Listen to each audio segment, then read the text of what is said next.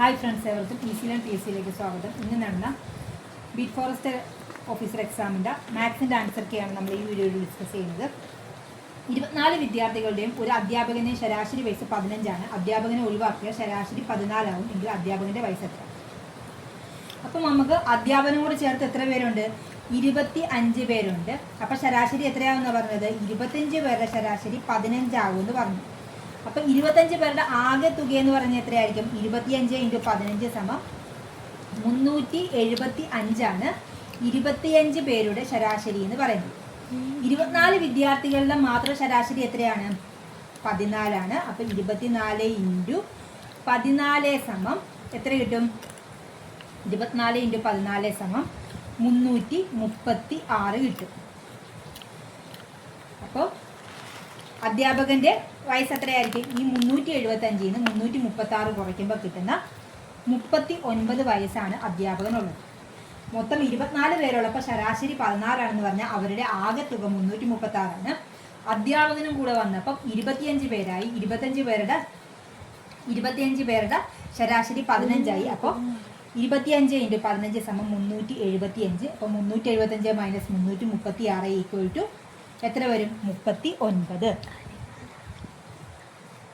അടുത്ത ക്വസ്റ്റ്യൻ, അമ്മയുടെ ഇപ്പോഴത്തെ വയസ്സ് മകളുടെ വയസ്സിന്റെ 3 മടങ്ങാണ്. 5 വർഷം കഴിഞ്ഞാൽ അവരുടെ വയസ്സിന്റെ തുക 66 ആകുമെങ്കിൽ മകളുടെ ഇപ്പോഴത്തെ വയസ്സ് എത്ര? അപ്പോൾ മകളുടെ ഇപ്പോഴത്തെ വയസ്സ് നമുക്ക് മകളുടെ പ്രസൻറ്റേജ് എത്രയാണ്? മകളുടെ പ്രസൻറ്റേജ് x എന്ന് നമുക്ക് കൊടുക്കാം. മകളുടെ പ്രസൻറ്റേജ് x ആണ്. മകളുടെ പ്രസൻറ്റേജ് എത്രയാണ്? x ആണ്.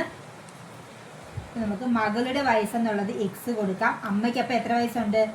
അമ്മയുടെ വയസ്സ് എത്രയാണ്? 3x ആണ്. 5 വർഷം കഴിയുമ്പോൾ അപ്പോൾ എത്രയാവും? മകൾക്ക് 5 വർഷം കഴിയുമ്പോൾ എത്ര വയസ്സാകും? x + 5. ഇത് മകൾക്ക് ആകുന്ന വയസ്സാണ്. 5 വർഷം കഴിയുമ്പോൾ x + 5 ആകും.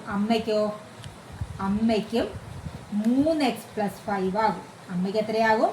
3x + 5 ആകും. അത് തമ്മിൽ കൂട്ടുമ്പോഴുള്ള തുക എത്രയാണെന്നാണ് പറഞ്ഞിരിക്കുന്നത്? x + 5 + 3x + 5 എന്ന് പറയുന്നത് 66 ആണെന്ന് പറഞ്ഞിട്ടുണ്ട്. അപ്പം നമുക്ക് 4x + 10 എന്ന് പറയുന്നത് എത്ര കിട്ടി? 4x + 10 എന്ന് പറയുന്നതാണ് 66. അപ്പം 4x എന്ന് പറയുമ്പോൾ എത്ര കിട്ടും? 4x = 56. അപ്പം x എത്ര കിട്ടും? 56/4 സമയം എത്ര കിട്ടും? 14. 4 4 14. അപ്പോൾ 14 ആൻസർ ആയിട്ട് വരുന്നത്. ഏതാണ്? ഓപ്ഷൻ ബി 14 ആൻസർ ആയിട്ട് വരുന്നത്. നമുക്ക് അടുത്ത ക്വസ്റ്റ്യനിലേക്ക് പോകാം. 1200 രൂപ വിലയുള്ള ഒരു വാച്ചിന് 12% ലാഭം കിട്ടാൻ എത്ര രൂപയ്ക്ക് വിൽക്കണം എന്നാണ് ചോദിച്ചിരിക്കുന്നത്.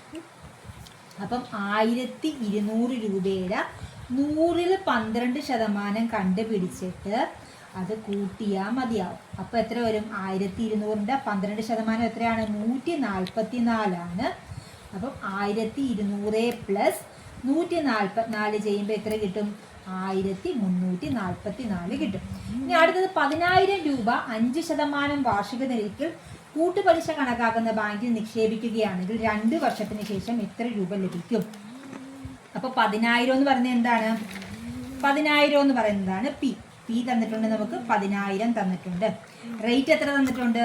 6 ആണ്. 5%. നമ്പർ ഓഫ് ഇയേഴ്സ് എത്രയാണ്? 2. നമ്പർ ഓഫ് ഇയേഴ്സ് ആണ് 2. അപ്പോൾ n ആണ് 2. അപ്പോൾ നമ്മുടെ ഫോർമുല എന്താണ്? I = അപ്പോൾ എന്തുവാ? P × ഫോർമുല എന്ത് വരും? P × 1 + R/100 n എന്ന് വരും.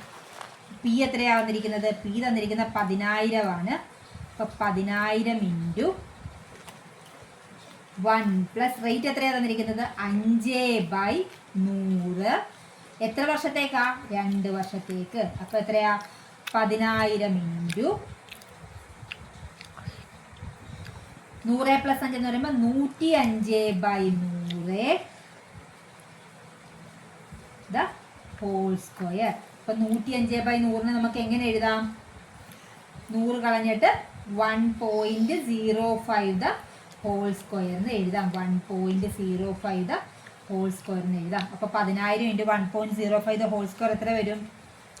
11,025. ഓപ്ഷൻ സി ആണ് ആൻസർ ആയിട്ട് വരുന്നത്. അടുത്ത ക്വസ്റ്റ്യനിലേക്ക് നമുക്ക് പോകാം. രണ്ട് ഗോളങ്ങളുടെ വിസ്തീർണങ്ങൾ തമ്മിലുള്ള അംശബന്ധം 25:36 ആണെങ്കിൽ ആരങ്ങൾ തമ്മിലുള്ള അംശബന്ധം എത്രയാണ്? അപ്പോൾ വിസ്തീർണങ്ങൾ തമ്മിലുള്ള അംശബന്ധം എന്ന് പറയുമ്പോൾ നമുക്ക് എങ്ങനെ എഴുതാം ഇതിന്? 25 വിസ്തീർണങ്ങൾ തമ്മിലുള്ള അംശബന്ധം എന്ന് പറയുമ്പോൾ നമുക്ക് എങ്ങനെ എഴുതാം? A1/A2 = 25. A1/A2 = എന്ത് എഴുതാം നമുക്ക്? 25/36 എന്ന് എഴുതാം. ഇനി ആരങ്ങൾ തമ്മിലുള്ള അംശബന്ധം കണ്ടുപിടിക്കാൻ പറഞ്ഞാൽ അതെന്ത് ചെയ്താൽ മതി? അതിൻ്റെ സ്ക്വയർ റൂട്ട് എടുത്താൽ മതി. അപ്പോൾ square root of 25 / square root of 36 കിട്ടും. അതായത് 5:6. 3 സെൻറ്റിമീറ്റർ വശമുള്ള ഒരു ക്യൂബിൻ്റെ വ്യാപ്തം എത്രയാണ്? ക്യൂബിൻ്റെ വ്യാപ്തം കണ്ടുപിടിക്കുന്നതിൻ്റെ ആ വശത്തിൻ്റെ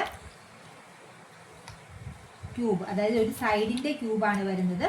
അപ്പോൾ ഒരു വശത്തിൻ്റെ നീളം 3 സെൻറ്റിമീറ്റർ എന്ന് വന്നിട്ടുണ്ട്. വ്യാപ്തം കണ്ടുപിടിക്കുന്നത് വശം ക്യൂബാണ്. വശത്തിൻ്റെ ക്യൂബ് വരുമ്പോൾ 27. 6√5 × 2√5ൻ്റെ ഗുണനഫലം. അപ്പോൾ എത്രയാണ്? 6√5 × 2√5. അപ്പോൾ എന്ത് വരും?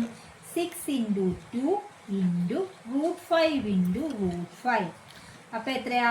6 × 2 × 5 വരും. √5 എത്രയാണ്? 5 വരും. 10 × 10 = 60. അപ്പോൾ ആൻസർ എത്രയാണ്? Option A. അടുത്ത ക്വസ്റ്റ്യനിലേക്ക് പോകാം.